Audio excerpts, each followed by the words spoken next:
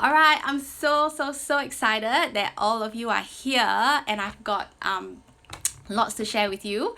My 3 tips on how you can get your children to be interested in writing. So let me see. I'm gonna try something new today, right? Yes, I've got slides. Alright, so I wanted to share with you some tips on how you can get your children interested in writing. But first, before I want to talk about how to get your children interested in writing, I first want to tell you guys, I guess, how, sometimes when we think about asking our children to write, all we are interested in is the surface skill, right? What we can actually see in terms of them actually taking a pen or pencil and just like actually writing, right? Writing their numbers, letters, even drawing, whatever, right? Whatever that we can see. But I wanted to show you and tell you guys that there is so much more skills that our children need to learn before they are ready to even write in the first place. And so I wanted to ask you guys to think whether your children are in fact ready to begin writing in the first place, right?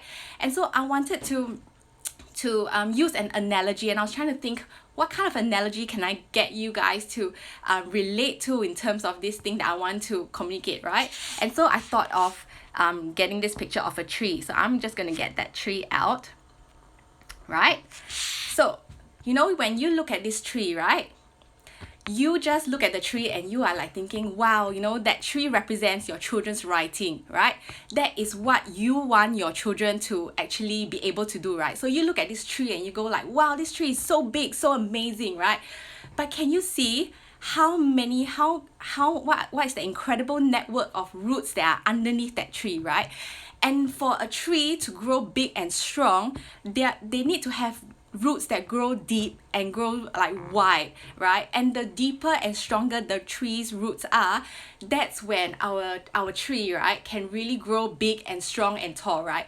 And that goes for our children as well, right? So if we want our children to be able to have those skills that are visible, those skills that are above the surface, and by that I mean, skills like writing, counting, reading, and things like that, we need to make sure that all the skills that are below the surface, skills that are not so visible, are actually there as well.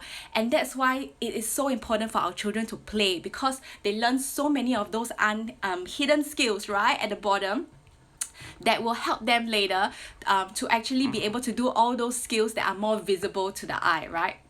But so many times, all we are concerned with as parents, like I understand, because I used to be one of those parents, right? Growing up in an Asian culture, right? It is so common for all of us to only want to be able to do things that are visible, things that can see, right? Because, we're always comparing with our friends, our parents are comparing us with their friends' children, right? Things that are visible. But it's the things that are not visible that are the things that are so important, right? As you can see in the roots. Before a tree even grows so big and strong, right? There's already so much going underneath, right? And it's just things that you cannot see. But then when things start to happen, right? When all the conditions are right, when there's sunlight, there's water, there's oxygen and all that, and when the roots are well established underneath the surface, that's when all the magic above the ground happens, right? And that's what I want you guys to see as well. It's the same with writing, it's the same with reading, it's the same with math. Like everything that we want our children to learn, that are those visible academic skills, we need to make sure that we lay the foundation right first. All right, now that's it. Let me show you the next picture of a tree, right? So like I said earlier, I'm not sure if you're able to see, seen from my point of view here, it's a little bit cropped up, but basically like what I said earlier, above the surface, right, is what you want to see. It's your children's ability to write. But underneath the surface, all the things that are so important that will make sure that your children are eventually able to write are skills like, are they able to cross the midline? Do they have good hand-eye coordination? Are they able to have visual perception? And visual perception is things like, able to look at the letters and numbers, for instance, and are able to distinguish what are letters and what are numbers, all right? And things like visual perception, visual hand-eye coordination, I've already said that. Gosh, I can't see in here because of all your comments and names popping out. But you know, hand strength, fine motor skills, finger strength, ability to isolate your fingers, right? You know, I've just got a pen here. To even hold the pen, you need to make sure that you can actually isolate your fingers, right? And what that means is, can they actually tuck their fingers underneath a pen, for instance? If they don't have good pencil grasp, if they don't have finger strength, if they don't have hand strength, if they are not able to isolate their fingers, they are not able to write, guys. It is so hard, so hard for children, and that's when they get disinterested, because their children are not going to want to do something when they feel like they're just not going to be able to do it. They're going to fail, right? And if they feel like they cannot do it, they're going to fail. That's when they don't want to do it. They're not going to be interested. All right? And so I want you guys to know that it is so important for us as parents that if we want our children to be able to do all those things above the surface, we need to make sure that we lay the groundwork. We need to make sure that we lay the foundations. All right? I hope that has really help you guys to think, I guess, of writing and, you know, math, numbers, reading in a totally different way. All right, now before but that's it. All right, I am going to jump straight in to my 3 points, because I know you guys are busy. I don't want to waste your time. I'm just going to keep this short and sweet. All right, three things that our children need to get interested in writing. Number one, I love having these slides. I'm so glad I learned how to do this. So number one, we need to make sure that we set up a writing space for them, right? And by writing space, I don't mean like, you know, like a whole table and desk and, you know, like a massive art trolley. Like my children's writing space now in our home is basically our art area.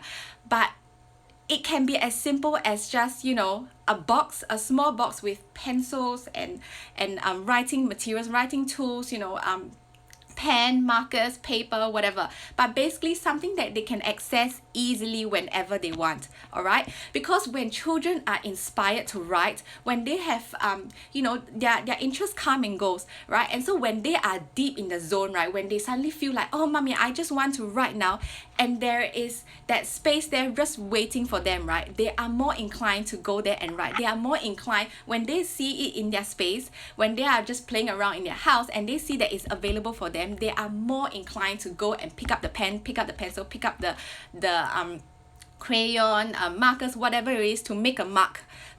That is prerequisite of writing, right? To make first. And so if there is that space ready for them, they are more inclined to start writing. All right, so that's my very first tip for you, to make sure that you have a writing space set up from in your house. All right, so that children can access them independently. They don't have to keep asking you like, oh, you know, mommy, I want my pencil. And also out of sight, out of mind, right? And so if you have no writing tools set up for them, if and when they want to write, there is nothing, they are not going to be inspired to write. They are not going to want to do it, because why? They will forget about it anyway, because it's not meaningful, it's not relevant, it's not in eye view, right? And so they're just not going to do it because it's not there. All right, let me just see your comments. So yes, Lynn says yes, I think she gives up because it's too difficult for her. Exactly, right? So we want to set our children up to win, right? We want to set our children up for success, and success in writing means that we help them to acquire all those skills that are under the surface first before they are inclined to actually start to pick up a pen and pencil to do the writing. Because it's hard, guys. It's easy for us as adults, and we are wondering, why can't our children just pick up a pencil and write? But it's not as easy as that. Like children, you know, you are just, think about it, you are asking like a 2 or 3 year old, they've only got 2 or 3 years of life on earth, right? And they're still developing so many different skills, right? Strengthening their movement, their gross motor skills, fine motor skills, and things like that. You know, it is so hard to just even to hold a pencil. Like sometimes when I look at my children at the start, when they're just trying to hold a spoon to eat, for instance, as well, that takes so much coordination, and it's something that we have to give them the time to hold different implements, able to grasp objects, things like that, before they can eventually move to using a pen and a pencil. All right, so that is my very first point. But grandparents are scared. Lynn says, but grandparents are scared they use the pen to draw on the wall, so they keep it out of her reach. Like, I totally understand, guys. I totally understand the fear that children will draw on walls, they will draw on floors, they will draw on tables and chairs and couches. Like, I understand. I am not immune to it. I am a mom. My children draw on walls too at the start, right? The thing is, children will not learn if you don't give them the opportunity to learn in the first place. You extend trust to them, they will show that you can trust them. Like, I am honestly speaking from experience, right? Like, honestly, just looking at how my girls have just progressed, right? I started off the latest with my firstborn because I was scared, right? And I was a new mom, I didn't know anything. And so by late, I meant I only had a writing space and art space with my firstborn when she was 2. But then with my secondborn and my thirdborn, all of them had access to the writing space and the art area since they were born. As soon as they could crawl, they could pull themselves up to the surface, they had access to all the things that my firstborn had. All right, and it was hard to lay those boundaries, to lay those rules. I'm not saying to let your children just go free and write on the walls and things like that, but the thing is, if you don't give them a chance to make the mistakes in the first place, right, they are not going to learn, right? And so how you can do to set things up for success is to make sure that you don't put things like permanent markers in the art trolley, for instance. Choose your materials wisely, right? Choose things like washable markers, crayons, things like that will be easy to wipe off marks. All right, we've got so many different tools these days that I think that you can those magic erasers and things like that, they are actually, like, honestly, like, so inexpensive. They are so easy to remove marks on the walls and floors and things like that. It is going to take time and effort on our part to make sure that we keep reminding our children, but it will pay off. Like, guys, I promise you, it will pay off.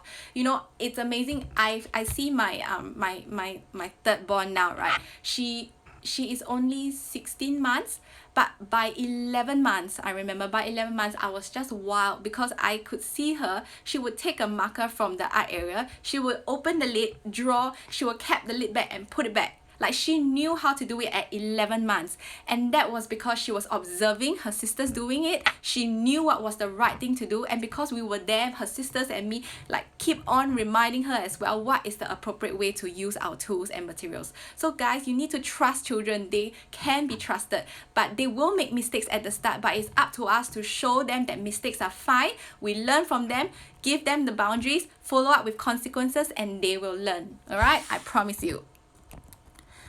Alright, so that is point number 1. Set up a writing space.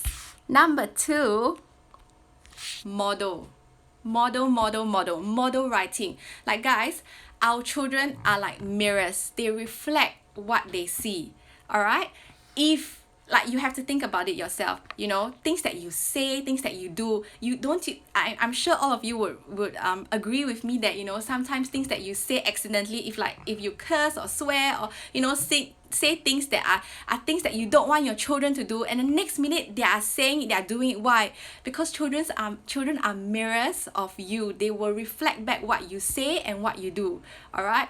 And so I remember just a few days ago, I cannot remember what I said now, but I remember I said something in a particular tone, like, and my firstborn repeated that at night later, like a couple of hours later, to her sisters in the exact same tone I used, just in a very mummy kind of voice. And my husband just looked at me and he was like, she is watching you, she is listening to you. You need to make sure that you only say and do what you are happy for your children to say and do. All right, and that's why it is so important for us to model writing. Now, I know in this day and age, right, with phones, with laptops, with computers and things like that, it's so unnatural for us as adults to actually pick up a pen to write. But for me, I make a conscious effort to always write in front of my children. And so when I am trying to plan our shopping list for the week, for instance, when I am trying to write our our shopping list for the week, right, for my husband to go shopping and things like that, I can so easily just whip up my phone and just type out the list, right? There's just so many different ways these days that we can do it, right? There are apps for that and things like that. But what I do is I'll take out my pen and paper and I will write it down in front of my children. Now, I don't have to say, come here, come and look at mommy, look what I'm doing. But basically, I don't even have to tell them to watch me, they are watching. Guys, again, I promise you, our children are always watching, they are always listening, right? So pick up the pen, write as much as you can write. Now, guys, you know that I've got my business, right? This is what I do. I work from home and things like that. And most of the time, I am always having to work on the computer, create my content and things like that. And so I need to be creative. I need to find ways that I can still, write and model writing in front of my girls. And so how I do that is I don't have it here, but I've got notebooks and things like that where, sometimes when I'm trying to plan my content, write my content, I just go old school and I take a pen and pencil and I just write, right? And so when my girls come up to me and ask me, Mommy, what are you doing? I will tell them, Mommy's doing my work. I am writing, right? And then I read to them things that I write as well. So I show them that writing can be read, right? And then what I want to say, I can put it down in writing, things like that, all right? And that is how I motivate my children to be interested in writing, because I show them that even as adults, it's important for me as adults to write. And so my children will wonder like, oh, if mommy is writing as well, I want to do that. Because as children who are so impressionable at this age, right, all they want to do is to do what mommy and daddy does, right? I'm sure you will know, right, when things like you do. My girls, they love to clean at this age, right? At this age where they have not reached the point where it becomes a chore, my girls love to help me do the household chores. Why? Because they just want to imitate, they just want to copy everything that I do. So when I'm taking my little broom and to sweep up the mess under the floor after dinner, my little girls are taking they've got little dustpans and things like that, and they take their little dustpans out to help me clean as well. Not because I ask them to, but it's because they want to do what they see their mummies and daddies do all the time. It's so common, right? Children wanting to do what the adults in their life are doing. That's how they learn about their environment. That's how they see their role in the environment, right? How they can meaningful contribute to this world that they live in. Like trying to make sense of this world. What is it that I can do as a human being, right, in this world? I see what mommy do, I observe, and I do it, all right? And so this goes the same for every single thing as well. Like tonight, I'm just talking about writing, but it goes the same for reading as well, right? Like I have so many, ebooks and those books that I can read on my computer, laptop and things like that. But as much as possible, right? See my bookcase at the back. As much as possible, if I want to read something in front of my kids when they are around me, I try and get a hard copy book. Why? Because I want to model reading. I want to show them that mommy is reading as well, and I'm not just using my screens. So when I am reading, when I'm writing, they are observing, they are watching me, and then they want to do the same thing as well. So it's not uncommon for my kids to just pretend to take a pen and paper and just write. Even if for them who are not able to write yet, they are just drawing, make marks because they want to be like me. And then they will, so many times in the day, they cannot read yet, but they will just get a book and sit on the couch and look at the book, read the pages because they want to be like me. It is so common for children, and that is how we can get them to be interested in writing, by modeling what we want to see them do. Alright guys, I hope that is helpful so far. Let me know if it has been helpful. Gosh, I'm so fired. I hope you guys can tell my passion. Alright, my kid is nearly 3. Lynn, is it too late? No, it's not too late, guys. It's not too late. I have people asking me, 4-year-olds, 5-year-olds, 6-year-olds, is it too late? No, it's not too late. Alright, I'm not telling you it's going to be easy. I'm not going to tell you that it's just going to be instant overnight. You just take out a pen today, right? Tomorrow your kids will pick up a pen and write as well. It doesn't work that way. Remember what I said about the tree above the surface and under the surface? It takes years and years and years to grow the roots down under, right? I'm not telling you as well that it's going to take years, but I'm telling you it's going to take time. So don't expect a miracle just because you decide to take up a pen tomorrow. Don't expect a miracle that your kids will take up a pen and pencil and write, tomorrow as well. All right? Be prepared to do it consistently, day after day, day after day, and you will see the fruit. I promise you guys. I promise you. All right. Hi, Nigel. Okay, next one. Point number 3. All right, so point number 1, set up a writing space. Point number 2, model writing. Point number 3, instead of you have to, try you get to. All right, now when I write this here, it is not something to tell your children, right? But more when I write this here, this point here is about the mindset, the perspective that you take on when it comes to encouraging your children to do writing. All right, so I guess a lot of times I'm honestly not sure how it goes in all your different houses with regards to writing, right? But then a lot of times I can imagine that parents would just be like, all right, come here, let's sit down, let's practice some writing, let's trace, for instance, right? And when we do that, we are coming from this perspective, this mindset of, come on, can you try to write? You have to do your writing. Can you do this now? And all that, right? But what I'm asking you to do, guys, is to try to shift your perspective, shift your mindsets to ask your children, you get to do this, right? It is so exciting, you get to, all right? So like I said, modeling, right, previously, sometimes as I'm modeling, when my children come and they ask me, Mommy, what are you doing? Like if I'm writing a shopping list, for instance, I will say, oh, Mommy's writing a shopping list so that Daddy can take because in our household, my husband does the grocery run, right? And so I say, Mommy's running the list so that Daddy can go to the shops with our list. Do you want to help me? Right? And so when I say things like that, do you want to help me? Children love to help, right? And they will say, yes, I will help you, all right? Not all the time. Sometimes my children are like, no, and that's fine. I don't force them, I don't pressure them. But when I offer it over and over again enough times, there will be times when my children will say, yes, Mommy, can I do it?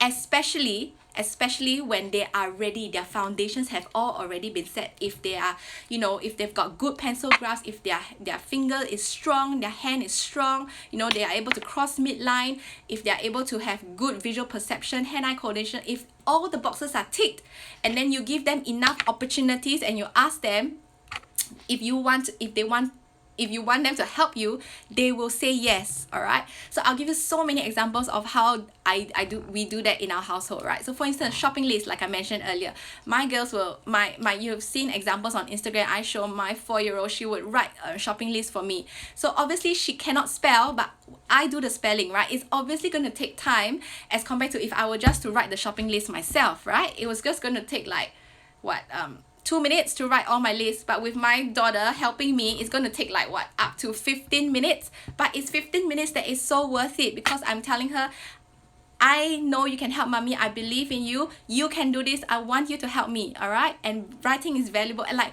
all these amazing things that you're communicating when you are inviting your children to do what you do. And so that's what I do with my girls. So another thing is, when we go to restaurants, for instance, a couple of restaurants here in Australia, when you are taking down orders, you have to write the orders yourself, right? So they've got all those pieces of paper, right, with like the quantity and the menu. So you've got menu, and then they have like things like E4, P2, things like that. There's quite a lot of these kind of restaurants here in Australia. And what I do is, when I'm writing, my daughters will ask me, Mommy, what are you doing? Again, we explain, oh, Mommy is writing down our order so that the waitress can come and take our order and bring it to the kitchen for the chef to cook our food, right? Do you want to help me? Again, and my daughters always say yes. Even my 2-year-old, who cannot really form letters yet, she always wants to help, and we let her. We don't say, oh, you can't do it yet, you're too young. We don't do that, right? If they want to help, we always let them help. And then we will have to obviously take more effort to help them and guide them along. So like with my 4-year-old, she can write all the letters and numbers already. What we have to do is to just tell her exactly what to write. So we'll say, all right, what we want to order here is P4. Can you write P4? And then she will just write P4. Right? And then with my 2-year-old, because she still can't write, but she wants to write, we will hold her hand. We will literally hold her hand and write with her. But it's because she has said yes, she wants to write. Not because like I'm forcing her and say, all right, Mommy's going to write with you, kind. No. All right, so again, this is what I mean by the whole perspective of you get to, like telling our children, you get to do this, you get to, it's fun, it's exciting. Mommy's going to help you, you can help Mommy. All right, writing is so much fun. you get to do this, you get to do this. Like, I cannot repeat this enough. All right, and then what else? I'm just trying to think of all the examples that we have done this with our girls. You know, when we go to the doctors, you know, and we have to fill in our details. For instance, this just happened like a few months ago when we were at the doctors. My girls were having like an asthma attack, and then we had to fill in their details and things like that, and I was writing their names and things like that. And again, my daughters was asking me, "Mommy, what are you doing?" And we say, "Oh, you know, we have to see a doctor, and we've never seen a doctor before, so we need to write down your name so it goes in their system and things like that. So you are seeing the doctor today. Do you want to write your name?" Yes. My girls always say yes. Why? Because they don't have to. It's meaningful. They get to see how they can contribute, like, in the world, right? And so they are so excited. So they'll take a pen. Like, doing adult work makes them so excited. All right, and so they will take the pen. Like, I remember at the doctors, they were just taking a pen, and my 4-year-old, she was writing her own name on the clipboard that we had, right? Like, I don't care that the doctor and nurses or the receptionist is going to judge me for, you know, funny handwriting. I don't care, because I am giving opportunities to my daughters to, you know, access writing in a meaningful way. All right, and that is the kind of things that will help them to get interested in writing. And so these are the 3 tips that I have for you. And honestly, these 3 tips are tips that I have practiced every single day, over and over again, in every aspect of our lives here, not just with regards to writing, though I'm just focusing on writing tonight, but with regards to reading, with regards to math, with regards to, you know, playing, with regards to being creative with art. Like, basically everything that I want my children to do, I do it first. I do it first. All right, guys, I'm actually kind of done with what I wanted to say. So I am going to, let me see. I'm just going to see if I can take away the slides. Okay, I have to learn how to do that. I know how to put the slides up, but I don't know how to take the slides away. So now I still have that. Oh, there we go. I did it. All right, cool. So now I'm just going to scroll up to see if you've got any questions, any comments for me, and I will do my best to answer you guys. All right. Yeah, and also, you know, you guys, you know, I have been talking on and on about it for like the past week already, about my new course, Authentic Learning. This is exactly what I want to show you about, right? How children can honestly learn in meaningful ways, in authentic ways, in ways that does not require them to just sit down and do activities, sit down and, you know, just do worksheets and principles and things like that. Like, my girls, my 4-year-old and even my 2-year-old now, they are able to write, know their numbers and things like that, all because of this authentic learning that I practice. And I only preach what I practice, guys. And these are strategies that I have done with my girls all from birth, right? Like, honestly, from birth. There are so many other things that I do with them from birth. Like, I know with this authentic course, right, authentic learning course, a lot of you might think like, this is so strange, like, I cannot even imagine how is this even possible. Like, can children really learn if you don't actually explicitly teach them? Like, yes, I can tell you, yes, from my experience as a mom, my experience as a teacher, and even from parents who have practiced authentic learning as well, right? And who have done this as well. They have reached out to me in the past few days. I've shared one of the moms, right, Colors of Play, Waylin. She told me she does that in her household as well, and she has observed that her children are able to do all this as well independently from 18 months onwards. And it's true, it's from our experience, and it's amazing because, you know, sometimes I have only girls, right, and people are always telling me, I cannot tell you how many times people have told me, it's easy for you to say, Jules, you have girls, right? Girls are more inclined to sit down, you know, and write and draw and paint and all that kind of thing. But I just encourage you to go and have a look at Colors of Play, Wei-Ling's account. Her boys are, she has only 2 boys, she has no girls. Her boys are amazing. They the way they play, it's so inspiring, it's amazing, and like, I'm just blown away that I'm not blown away, right? But because I know boys are capable of doing this too, right? It's because of, you know, you need to start from young. You need to know and build those foundations first before all those higher level things can be accomplished, and that's what I want to show you guys in authentic learning, right? And so some people have asked me, is this course going to be suitable if I have like a baby, like a 9-month-old? Is it too young? No, it's not too young, because there are so many of the strategies that I teach, right? There are things that you can do from birth. Things like talking to them, for instance. There are honestly so many things you can do from birth. And it's these strategies that I've done with my girls from the time that they were born. That's why they're able to do that. The things you see them do on Instagram these days. It's not because they are so clever, so genius. No, it's not because I am so clever, so amazing. No, it's not. It's because I had the knowledge as a teacher, which I implemented from young in my household, and that's why I'm able to see the fruits now, right? So with authentic learning, it's almost like you have to go through this period where you might not see a lot of results at the start, but you need to trust that you are building those foundation, you are setting the groundwork, you are making sure all the roots are growing well, and that's when your children's learning can actually grow the way you want it to, big and strong. All right, so I'm just going to open up now the time for you guys to ask me any questions that you might have with regards to authentic learning, or the course, or if you'd like me to talk a little bit more about my points that I've talked about tonight with regards to writing, like, feel free, guys. I think I'm just going to stay here for maybe another 5 minutes or so, 10 minutes, and to answer any of your questions. All right, so I'm just going to scroll and see.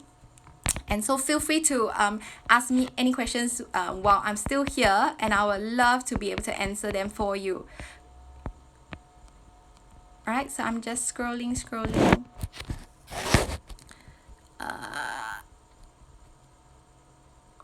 How to strengthen the roots before writing? Through play, right? And that's why, like, it is so valuable, play, right? And this I will go in depth in module 3 of is it module 3 or 4?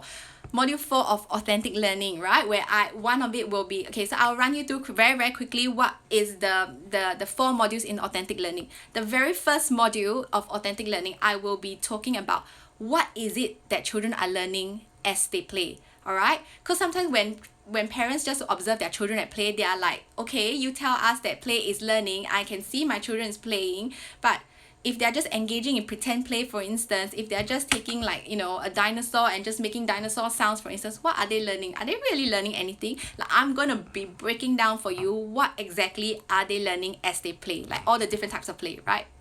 And also in module 1, I will be breaking down for you all the different skills children need to have before they can do all those academic stuff. So like earlier today, just now, I gave you earlier, I'll just put that up again, you know, this tree, right? I was telling you about, before they learn to write, they got to tick all those other boxes at the bottom of the tree, right? The underground stuff, the hand-eye coordination, things like that, right?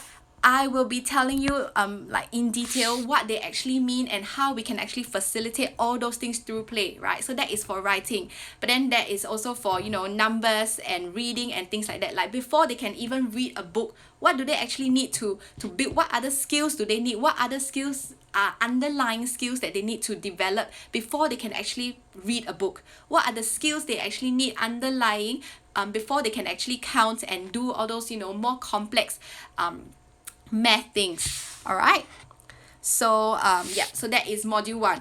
And module 2, I will be breaking it down to you how children learn. All right, because children learn in so many different ways, right? We have to account for the visual learners, kinesthetic learners, but I want to show you how children learn. All right, and then module 3 is on the practical stuff. So module 1 and 2 is it's going to be a lot of theory, but it's not going to be so complicated theory. It's going to be theory that I will break it down simple for you, right? So these are theories that I have learned through all my years of studies as a teacher, right? When I was training to be a teacher. And obviously you don't need to know all the big massive terms, you just need to know how it pertains to your children, and that's how I'm going to bridge the gap for you, right? So you don't have to actually take an early childhood course to understand all the different early childhood development, child development theories, right? I'm going to tell you only what you need to know.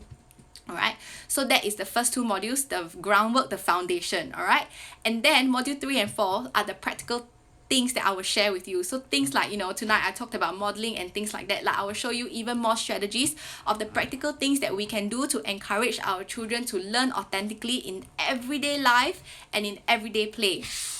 All right. Okay, so yeah, I've answered that question. Hi Jules, can definitely see your passion from Jean. How old does a child typically start to write legibly? Just wondering. Again, Jean, it varies. It is hard to say, right?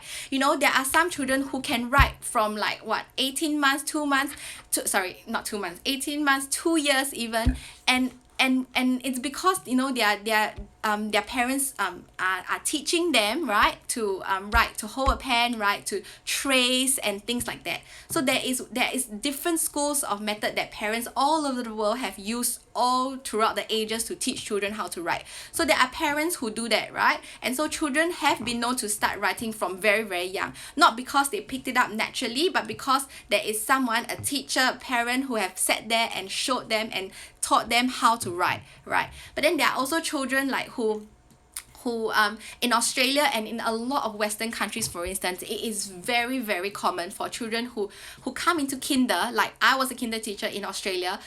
So in kinder, it means 4 and 5 year olds. I would have 4 and 5 year olds in my class who cannot write, not even their name. They cannot write, and that's okay. We don't expect them in Australia. We don't expect them to be able to write when they come to kinder. No. All right, and so there is such a wide spectrum. When you say how do I expect, what age do I expect my children to write, a lot of times we have all this concept that children need to learn how to write by a certain age, because we have comparison, right? We are looking at our neighbors, our friends, and our children, our cousins' children, our brothers, sisters' children, and things like that, and we say, oh, that child can do this at a certain age, it means my child should be able to do the same thing at the same age. No, right? Children are all so unique. They all grow and develop at a different pace, right? And we need to know what suits our children, and so we can be able to best support them in their learning in a way that is meaningful and authentic, right? And makes sense to them, so that it is not like fingernail scratching on the chalkboard. Like I call that fingernail scratching on the chalkboard when children are not ready. For instance, if they are not ready for writing, if, like, going back to the picture of a tree, if they've not got all those root systems at the bottom down pat, and you want them to take out the pen and pencil and write, that's when all the power struggle, that's when all the frustration and overwhelm from you as a parent, and all the and all the whining and all the complaining and all the disinterest comes from the children, because there's a mismatch in their ability and your expectations. All right, okay.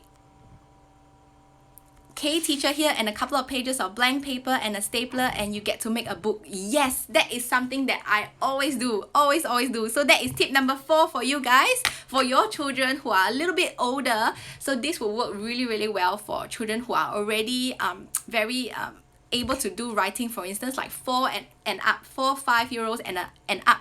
So now this is perfect for my 4-year-old. She loves to do that. We've done this a couple of times now.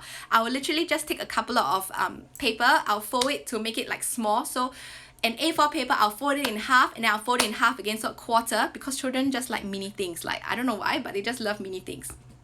And so I will make a couple of small booklets, like just plain booklets for my 4-year-old, and she would just draw pictures in it. She would tell stories. She would write stories. Like, it's amazing. All right, so that's tip number 4 for you from Phoebe, who's a teacher as well. All right, the curious mama. Love you get to tip following their interest and curiosity. Yes, that's right. You need to let our children know it is a wonderful opportunity that we have, right, to be able to write. Like, come on, it's fun. Like, show them that, and they will take that on board. Jamsin, great advice, thanks. Our little sanctuary, you provide authentic learning and writing. Yes, so in my course, Authentic Learning, I'll teach you how to get your children to learn authentically, without force, without activity books, without printables, without lesson plans, without schedules, right? Like, literally just in the midst of just doing daily life. All right, and that's why I guess like my heart, guys, is really for twofold. All right, my whole business is two goals that I have. One goal is to help moms to really experience abundant motherhood, to not feel like they always have to, create activities after activities, just be so overwhelmed, and things like that. And so all my programs, all my courses are created for that mom in that I want to help, that mom who is so burdened and so overwhelmed with being mom. Because for me, guys, like, I have 3 kids, I'm so busy, and there are hard days. I'm not saying that there are no hard days, there are hard days, but I know that mom life does not have to be this overwhelming, like, oh my gosh, like, there's just so many things to do kind of life. And precisely because my children can play independently, which I teach in PPA, and it's because I don't stress about making sure my children do their learning, because I know and I can see that it just happens every day naturally, in just the way that we interact, in the way that we connect day to day. That's why I don't have all those stress, and that's the kind of motherhood that I want for you guys. All right, so that is my number one goal for you moms. And my other goal as a teacher, like, I am so passionate that children just have a playful childhood. I didn't have this childhood growing up, and so many of my peers as well. Not to say that my parents were bad or something. They did what was best for me. They did what they thought was best for me, because back then there was not much research about the importance and value of play. But now there is so much research of the power and value of play, and that's why I am so passionate to tell you guys that play is so valuable for your kids, guys. Like, they learn so much during play. Even if you don't explicitly teach them anything, every single day I know my children are learning something. Even if I'm not there sitting down there playing with them, I know. Even if I can't see, I know that they are learning because they are playing. All right. Ida Vance missed the first 2. Can you recap, please? All right, very quickly. First point, set up a writing space, all right, so that our children can access the stuff independently. Number 2, model writing. It's so important because our children are a mirror of what we do and say, so they will reflect back exactly what you do and say. All right. And number 3, instead of you have to, change the mindset and show your children how they get to write, they get to do this. All right. Now, if you miss any of this, there will be a replay for the next 24 hours, and I will save this as well and try to put it on my IGTV. All right. Hello from India. Hi.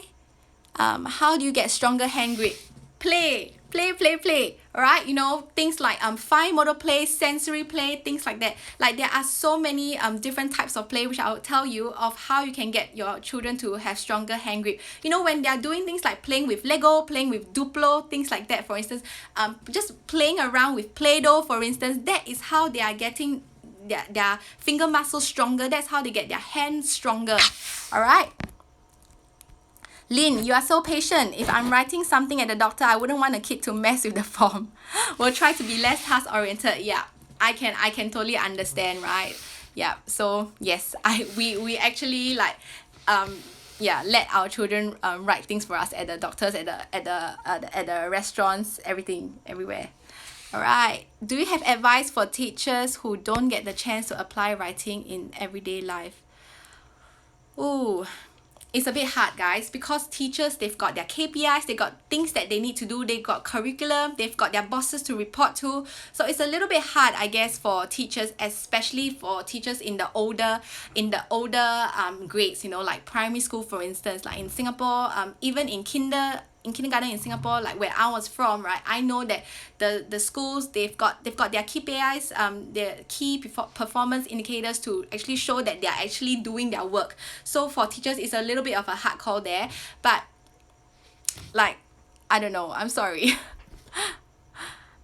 All right, Shireen, should I correct my 2.5-year-old's hand grip, or will they gradually learn it on her own at her own time? My personal belief is they will learn it at their own time, but I will also model for them. I will model for them, and I will show them as well, and sometimes I will say as well, but I will not force. Like, I will not try to move her fingers and hands like that. Okay, I'll give you another personal story. Like, you know, my second and third born, they are amazing at fine motor skills. They picked up their fine motor skills so early at a young, and that's why I say children are also different, and we need to be able to pick up on the cues of how our children are also different. With my firstborn, she was so bad and so slow at developing her fine motor skills. Right up to when she was 3 and over, she would eat hold her spoon like that, and it used to drive me crazy, right? Because I could see, again, with the whole comparison thing, I could see, you know, other children, and I could see back then, when she was 3, my second born was like 18 months old already. My 18-month-old was holding a pen, was holding a marker this way. She was holding her spoon the correct way. But my firstborn at 3, she was still holding markers like that, and she was still eating, she was holding markers like that at 3, and she was holding spoons like that to feed herself at 3, which used to drive me insane because, you know, obviously I'm a teacher and I have given her so many different opportunities to, you know, do all those play, fine motor skills and things like that. And yet I still like ask myself, gosh, what am I not doing enough? What am I not doing enough? But then I think around about 3.5-year-old, it was almost like within 2 or 3 days, she just got it. Like literally over 2 or 3 days, she just suddenly figured out that she needs to hold her pen this way and she needs to hold her spoon this way, and it was just amazing to watch. And she knew it herself as well, and she would be like, look mommy, this is the way to hold my spoon. Look mommy, this is the way to hold my pen, my marker and things like that. And that was when I realized that as long as we do the groundwork, as long as we give them those opportunities to, you know, practice, to play and things like that, we just got to trust that children will all get it in their own time, and just and not stress about when they are actually going to accomplish it, because children are all so different. Like, God, I cannot tell you how different my girls are. Like 3 girls, same parenting style, same environment, everything, and they are all so different, and their abilities are just also different. My 3-year-old son will be inspired to write. However, he will start to scribble hard and throw the pencil off. Any tips? Alright, scribbling is fine. Totally fine. But when he throws the pencil, I would definitely correct that. Because that is not respecting our materials and tools. And that goes for everything else in the house as well. If my children threw books, if they threw toys and things like that, I will definitely pick on that behavior and correct that at the spot immediately, right? And so I would say, no, that is not the way we look after our things. Alright, if you don't want to write anymore, if you don't want to draw anymore, you just put the pencil back where it belongs. Alright, so there's a lot of teaching, things like that you have to teach. Alright, you have to correct, and you have to give repeat your boundaries over and over and over again. And so I say, instead of don't do this, for instance, I always try and phrase my things in a positive way. And so I would say, we respect our things. That is something I always say to my girls. We respect our toys, we respect our books, we look after our things, we take care of our books, we take care, like, everything in our house is ours. We look after our things. So sometimes when my children play with something, for instance, and then there's like a huge mess on the ground, right? And then we come to reset time, I tell my girls, alright, it's time to reset now. It's very common for my girls to say, I didn't do that.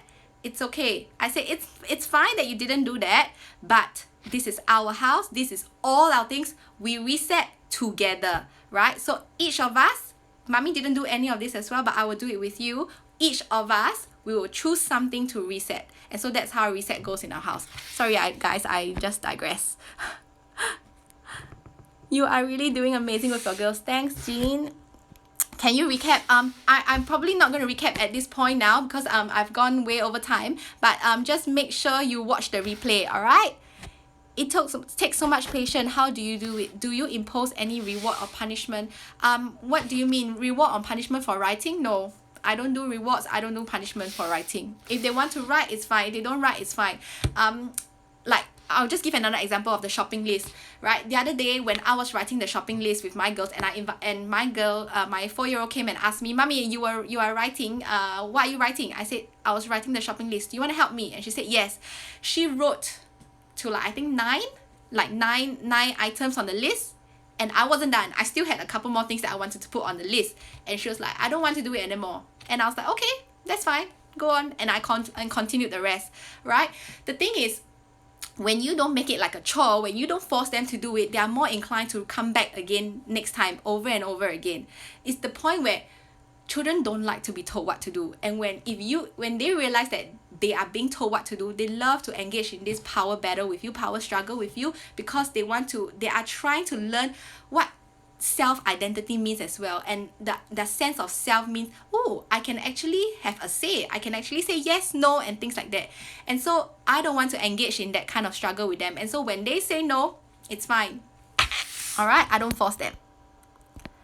Are you homeschooling your girls? Yes I am. We are not formally homeschooling yet because my eldest is only 4, so formal homeschooling will start next year for us.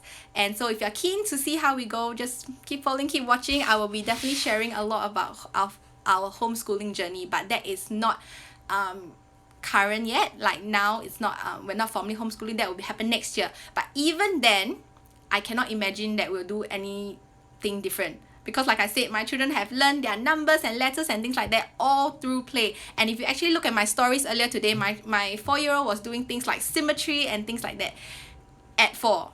Alright? And so I really don't think we'll be doing anything much different even next year when we formally homeschool. Alright. You just encouraged me here in Singapore, especially with the stress of having this circuit breaker period. Yes, and that's the reason why I do the things I do, because I don't want moms to feel stressed. Alright, yes, trust that they get in their own time. Yes. I kept trying to correct her pen grip by moving her fingers, and she gets frustrated and say, Mama, right? Yes, because you know, when you are always trying to correct them, right? They feel discouraged. They feel like, I cannot do this. I can never get this right. I cannot, so Mama, you do it, right? But the thing is, when they are doing it wrong, but they are willing to do it, let them do it. Alright? So like I said, for the longest time, my 3-year-old, she would draw and write doing this. Like I would tell her, do you want to hold, and like I would say once, and if she still doesn't want to try, I would just leave it. I would just let her do her drawing like that. Why? Because even when she is doing that, even when she's scribbling, even when she's doing all that, she is learning skills like, building the strength in her hand. And the stronger she becomes, the more able she is later at actually become holding it the right way. Alright? And so even when they're doing it wrong, there is still value in it. And so we just got to trust that they will get it in their own time. Alright, so I think I'm done, guys. I am done with all the questions. I'm done with all my tips. I am so happy that I get to do this tonight, and I'm just so happy to have you guys join me.